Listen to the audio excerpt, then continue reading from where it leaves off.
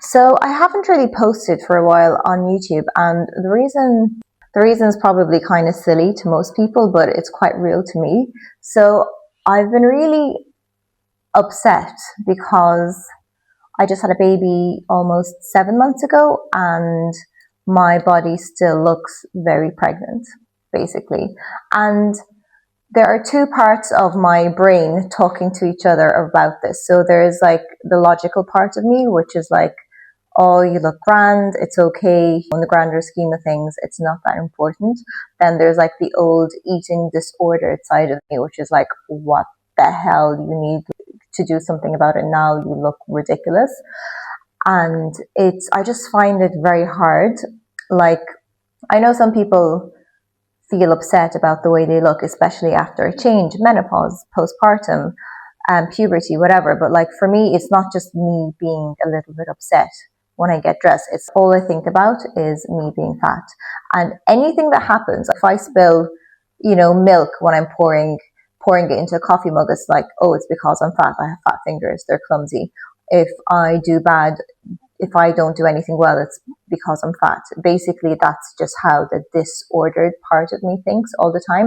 And then I have to kind of, bring my logical side into the conversation, and then it's like, okay, no, that's not true, blah. But so yeah, I did have a history of eating disorders since I was probably 13, 14. So this is spanning way over 20 years. I'm not too excited to do a video about that. So having an eating disorder, or just like, having had one in the past, it like totally ruins your life. The amount of time I spend thinking about the calories I've eaten, how much calories I've burnt, my weight, it's just a shit show. Like at the moment, I don't even weigh myself. I try not to weigh myself because I know when I wake up and I get on the scale, the number that I see that morning will determine if I will have a good day or a bad day. And it's just so much stress. Also, I can never, ever count calories.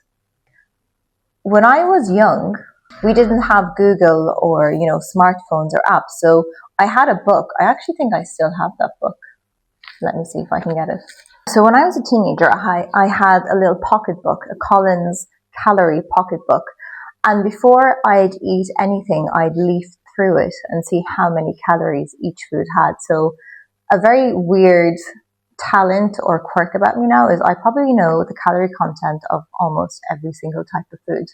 So if you're like, oh, peanuts, 100 grams, I know they're around the 500 calorie range. You know what I mean? I just know the average amount of calories in any food. And when I'm in the state where I'm feeling a little bit unhappy about my body, which is most of my life, at any one time you'd be like, how many calories have you had today? And mentally I could calculate it in 2 minutes. I always remember what I've eaten, and I know how many calories is in everything. And it's just so exhausting.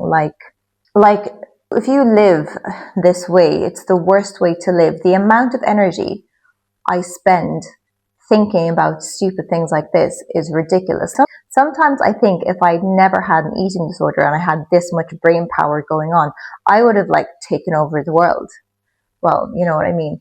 But it's just so time consuming and so much energy is wasted. And the amount of times where I would be invited to dinner parties or going out to dinner with friends or something like that, and then just the thought of like going out and being surrounded by food, especially late at night where you can't burn it off afterwards, it would just be so stressful.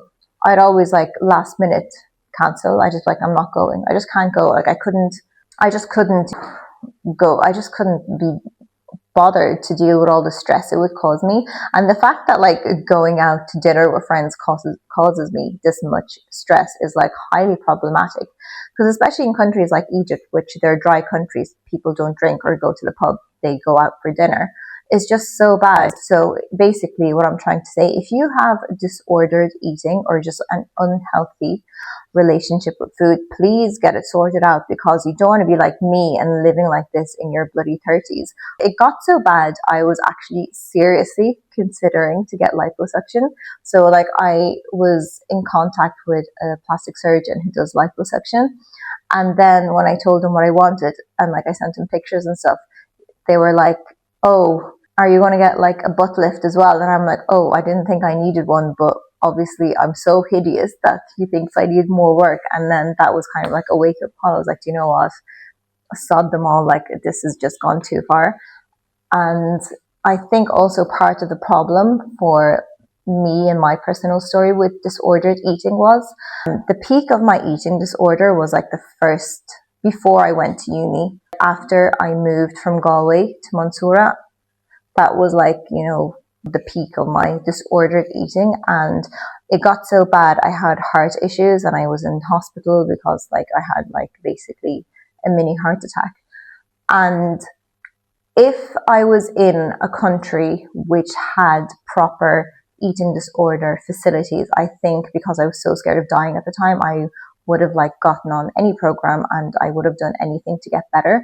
But because it was in Egypt, and like to be fair, even now, which is like more than 20 years later after that happened, in Egypt, like there's not many facilities that, I don't think there's any facilities that offer inpatient treatment for eating disorder. There's only 2 therapists that specialize in eating disorders now, and I couldn't even find them 10 years ago when I actually was looking for them. So I think the reason why I've spent decades just living this substandard life was because there weren't the facilities available to me.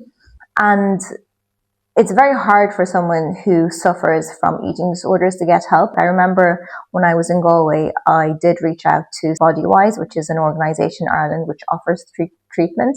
And they were like, oh, come to our support group. We have it once a week. I didn't go to a single support group. And the reason was I felt I wasn't skinny enough to go to the meetings. I was like, oh, they're probably for like the real people who like look proper thin. I felt like at the time I was probably like, I don't know, 50 kilograms.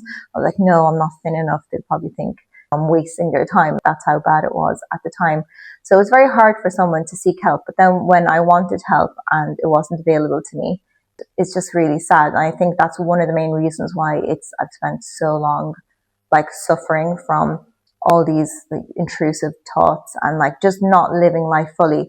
The worst time for me would be Ramadan, which is a Muslim month which focuses on fasting. And it's a very good month because you meditate when it's done correctly, not with all the consumerism that surrounds it now. But the essence of Ramadan is you abstain from food, you increase your meditation, and you just become more spiritual, basically. But like to tell someone who has ongoing issues with food, you're going to have a month where you're not going to eat and everyone is going to be focusing on big gatherings of food, 100%, they're going to relapse. Every Ramadan for me, it's either I lose shitloads of weight because I'm like, oh, I went the whole day without eating. Do you know what? I'll just keep on not eating. Or this is a perfect opportunity to binge and purge, basically. So it's just so hard. And I feel like there's not a lot of talk about how Muslim women who have experienced eating disorders navigate Ramadan. Like I was looking online to see if there are any published papers because my sister is a psychiatrist, so she was thinking of topics to write papers on. So I was like, oh, do it on this. And I looked online. There's not that many medical papers written on it, which is kind of surprising because the Muslim women group in the world is a large part of the population. And I'm pretty sure a lot of them have eating disorders. So yeah, that would be interesting to just kind of do studies on it. And I just feel some people would say not to do Ramadan, and then some people would say, oh, you have to do it no matter what. And I think societies, I don't want to get into trouble saying this because a lot of people think I'm like an atheist when I say anything that might be deemed controversial about religion. But I think if you look at Ramadan and what it's supposed to teach people, basically, if Ramadan makes you weaker physically or mentally as a person, you're not supposed to do it, which is why people who have chronic diseases, certain mental health issues, etc., they don't practice it. The ruling on whether someone with an eating disorder should practice it is a bit hazy, but I think people should look at it seriously because eating disorders they can be quite fatal. And even if they're not fatal, they have a lot of bad physical side effects. Like my voice, for example, I have this kind of scratchy voice, and that's not my normal voice. That's probably because I spent years being bulimic, basically. I have a tooth here and a tooth here that's loose because of all the acid, because I spent, like, I know, more than a decade of my life puking up every meal. I did have miscarriages. I don't know if that was related to the eating disorder. It also transpired I have a blood clotting issue. Could be that. Who knows? It could be a combination of factors. I have always suffered from hair loss and a lot of digestive issues, and that's probably to do with my disordered eating. I've lost a lot of friends because I kept cancelling going out with them because they always went out to eat every time we'd meet, and I just found that so stressful. I'd just rather not bother with the stress of going out and eating with someone. What else? It's just tough. I'd say the worst part is every single time I look in the mirror, I just feel I look fat and hideous. I think that's a problem that I have, because looking back at my 20s, I actually look better than I did now. But even then, I felt that I was really chunky.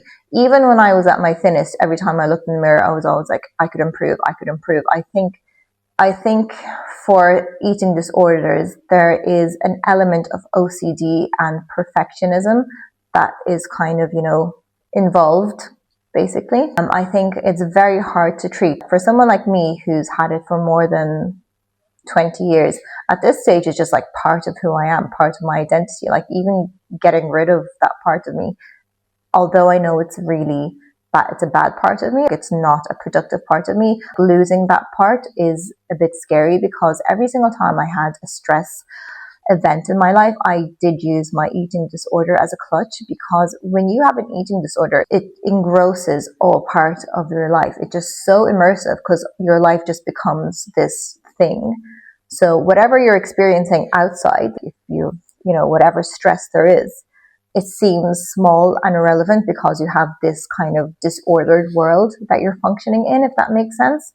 So I think that's why I probably still have, the remnants of an eating disorder. At the moment, I say I probably don't have a full-blown eating disorder, but I'd say I'm EDNOS, which is eating disorder not otherwise specified, which is most people who have recovered from an eating disorder.